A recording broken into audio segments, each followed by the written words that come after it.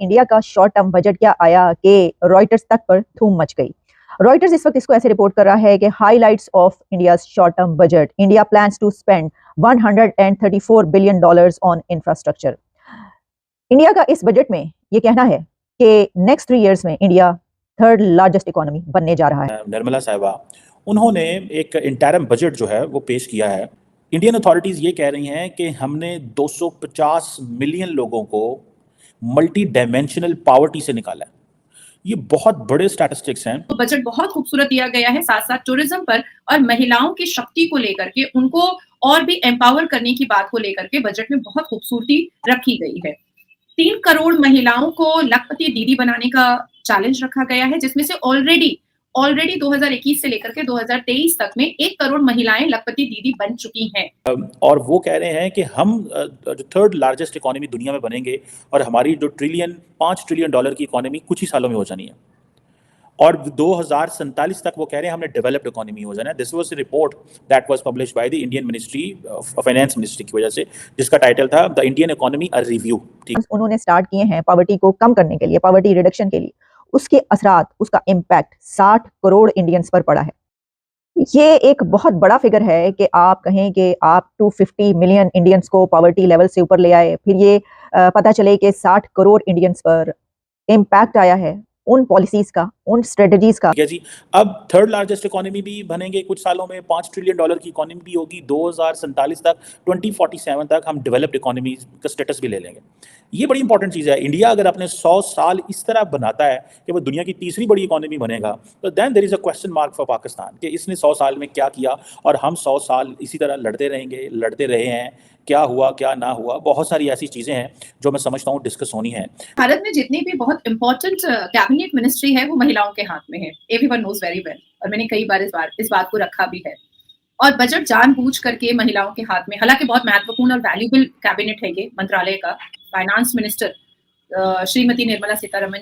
जय हिंद दोस्तों, भारत का 2024 का इंटरिम बजट पेश किया गया, जिसको देख के पाकिस्तान की मीडिया हैरान और परेशान हो गई। पाकिस्तान ने कभी ख्वाबो गुमान में नहीं सोचा है जो भारत करने जा रहा है। दोस्तों, अगर आप लोगों ने अभी तक वीडियो को लाइक नहीं किया तो वीडियो को लाइक और चैनल को सब्सक्राइब जरूर करें। भारत का मेन टारगेट 2047 में डेवलप कंट्री होना है, और ऐसी कई चीजों पे भी फोकस किया गया है इस बार के 2024 के बजट में। भारत के इस बजट में आर्थिक विकास पे काफी जोर दिया गया है। इस बजट में डिफेंस को 6.2 लाख करोड़ दिए गए। पिछले साल 5.9 लाख करोड़ दिए गए थे, इस बार 6.2, इसमें भी बढ़ोतरी की, मतलब भारत ने बजट पे ध्यान दिया है। और भारत ने आत्मनिर्भर भारत बनने पे भी कई योजनाओं पे जोर दिया है, जिससे मतलब भारत जल्दी से आत्मनिर्भर बने। भारत के डिफेंस बजट में बढ़ोतरी देख पाकिस्तान और चाइना के दोनों के होश उड़े हैं। भारत विकास के साथ साथ सुरक्षा पे भी ध्यान दे रहा है, जिससे पाकिस्तान और चाइना दोनों घबरा। इंडिया का शॉर्ट टर्म बजट क्या आया कि रॉयटर्स तक पर धूम मच गई।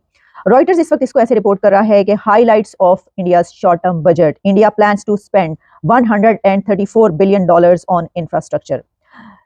इंडिया का इस बजट में ये कहना है कि नेक्स्ट 3 इयर्स में इंडिया थर्ड लार्जेस्ट इकोनॉमी बनने जा रहा है, और उनकी जीडीपी, उनकी इकोनॉमी 7 ट्रिलियन होने जा रही है। ये एक बहुत बड़ा फिगर है, और सिर्फ नेक्स्ट 3 इयर्स में वो ये पार करने जा रहे हैं। सिर्फ यही नहीं, मैं देख रही थी कि हम बहुत बात करते हैं पाकिस्तान में कि जनाब बेनजीर इनकम सपोर्ट प्रोग्राम है, 1000 रुपए जो है वो सबको मिलता है, और क्या जबरदस्त बात है कि देखिए 1000 रुपए मिलता है। उसकी हमने इतनी वाह वाह वाह वाह की, और मैं इसके अंदर ये देख रही थी कि इंडिया के इस बजट में जो 78 लाख स्ट्रीट वेंडर्स जो हैं उनको क्रेडिट असिस्टेंस शामिल है। इस बजट में वो बता रहे हैं कि 78 lakh street vendors have been given credit assistance, और वो अपनी आवाम को, अपनी कौम को पॉवर्टी लेवल से कैसे उठाकर ऊपर लाए हैं, इसके बारे में उन्होंने ये कहा है कि 250 million Indians escape multi dimensional poverty in the 9 years ending 2022-23। अब इसमें मैं ये भी देख रही थी कि 250 मिलियन इंडियंस का उन्होंने कहा कि पॉवर्टी लेवल से अपलिफ्ट इन सबको कर लिया है। ये भी मैं देख रही थी कि जो प्रोग्राम्स उन्होंने स्टार्ट किए हैं पॉवर्टी को कम करने के लिए, पॉवर्टी रिडक्शन के लिए, उसके असरात, उसका इम्पैक्ट 60 करोड़ इंडियंस पर पड़ा है। ये एक बहुत बड़ा फिगर है कि आप कहें कि आप 250 मिलियन इंडियंस को पॉवर्टी लेवल से ऊपर ले आए, फिर ये पता चले कि 60 करोड़ इंडियंस पर इम्पैक्ट आया है उन पॉलिसीज का, उन स्ट्रेटजीज का जो कि उनकी गवर्नमेंट ने गुज़िश्ता 8 से 10 सालों में उठाई हैं और वो स्टेप्स लिए हैं। और उनकी इकोनॉमी इस वक्त वहां पर पहुंच रही है जहां पर वो ये कह रहे हैं कि नेक्स्ट 3 इयर्स में हम थर्ड लार्जेस्ट इकोनॉमी बनने वाले हैं। जो वो कहते हैं वो करके दिखाते हैं। मसला ये है कि ये ऐसा नहीं है कि जैसे कि हम देखते हैं कि पाकिस्तान में बात की जाती है कि ये कर देंगे वो कर देंगे और उसके बाद पता ही चलता है कि पता नहीं हवा में उड़ जाती हैं सब बातें, हवाई घोड़े चल रहे होते हैं, हवा में घोड़े उड़ाए जा रहे होते हैं। वो जो कहते हैं वो करके दिखाते हैं। आप देखिए, आप अगर सिर्फ उनकी लास्ट 5 इयर्स भी उठाकर देख लें, उन्होंने कहा कि अब हम ये करेंगे, वो करके दिखा दिया। उन्होंने कहा हम ये समिट करके दिखाएंगे, हम पूरी दुनिया को बुलाकर दिखाएंगे, उन्होंने पूरी दुनिया को अपने कंट्री में बुलाकर दिखा दिया, वो समिट करके दिखा दी। यूनिकॉर्न्स की बात की तो उसमें हमने देखा क्या उन्होंने कमाल करके दिखा दिया। इसी तरीके से मैं ये देख रही थी कि कहा यह जा रहा है कि इंडिया ने जो डायरेक्ट इन्वेस्टमेंट अट्रैक्ट की है उसके बारे में उनकी जो निर्मला साहिबा हैं, फाइनेंस मिनिस्टर निर्मला सीतारामन, उनका कहना था कि India attracted $596 billion in foreign direct investment over the past 9 years। तो डायरेक्ट इन्वेस्टमेंट वो बता रही हैं कि कितनी बड़ी उनकी कंट्री में हुई है पास्ट 9 इयर्स में। अच्छा, अब सिर्फ ये नहीं है बल्कि इसके अलावा और बहुत से प्रोग्राम्स हैं जिसके ऊपर उन्होंने बात की है। फिर उनकी हुकूमत का फोकस किस चीज पर रहा, ये सुनिए कि वो क्या बता रही हैं। The Prime Minister firmly believes we need to focus on 4 major castes. They are Garib, महिलाएं, युवा एंड अन्नदाता।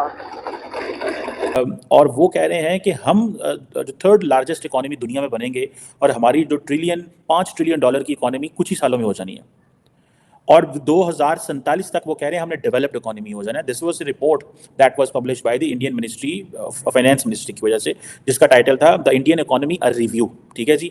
अब थर्ड लार्जेस्ट इकोनॉमी भी बनेंगे कुछ सालों में, $5 ट्रिलियन की इकोनॉमी भी होगी 2047 तक, 2047 तक हम डेवलप्ड इकोनॉमी का स्टेटस भी ले लेंगे। ये बड़ी इंपॉर्टेंट चीज़ है। इंडिया अगर अपने 100 साल इस तरह बनाता है कि वो दुनिया की तीसरी बड़ी इकोनॉमी बनेगा, तो then there is a question mark for Pakistan कि इसने 100 साल में क्या किया और हम 100 साल इसी तरह लड़ते रहेंगे, लड़ते रहे हैं, क्या हुआ क्या ना हुआ। बहुत सारी ऐसी चीज़ें हैं जो मैं समझता हूँ डिस्कस होनी है। पर्टिकुलरली मेरा जो टॉपिक है वो इस सारी डिस्कशन के अंदर वो जो इंडिया ने एक जैसे कहे ना एक जुआ खेला है, और वो जुआ है कि उन्होंने ये जो कॉरिडोर मुतारफ़ कराया था G20 में, वो कहते हैं ये एक गेम चेंजर है। ये चीज़ पाकिस्तान भी कहता था जब चाइना पाकिस्तान इकोनॉमिक कॉरिडोर आया, तो ये कहते हैं गेम चेंजर है। निर्मला साहिबा कहती हैं this is a strategic game changer, और वो कह रहे हैं कि बिलियंस ऑफ डॉलर्स जो हैं वो आएंगे काउंटर चाइना। इंडिया $125 की बायलैटरल ट्रेड भी कर रहा है चाइना के साथ, और वो कह रहा है कि हमें और बिलियंस ऑफ डॉलर्स चाहिए ताकि हम वेस्ट को कन्विंस कर सकें कि हम आपके साथ मिलकर काम करना चाहते हैं। और मिडल ईस्टर्न ममालिक तो ऑलरेडी जो है वो दोनों तरफ से फ़ायदे उठा रहे हैं, लेकिन असल चीज़ तो है ये अमेरिका को कन्विंस करना है।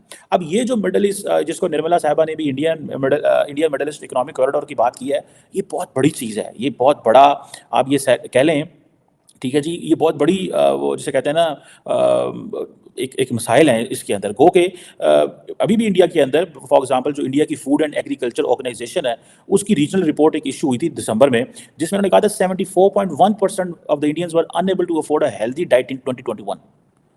ये बड़ी मैं अहम बात बता रहा हूँ। फूड एंड एग्रीकल्चर ऑर्गेनाइजेशंस की जो कि रीजनल रिपोर्ट इन्होंने जारी की थी, उन्होंने कहा था 74% of Indians were unable to afford a healthy diet in 2021। ठीक है जी।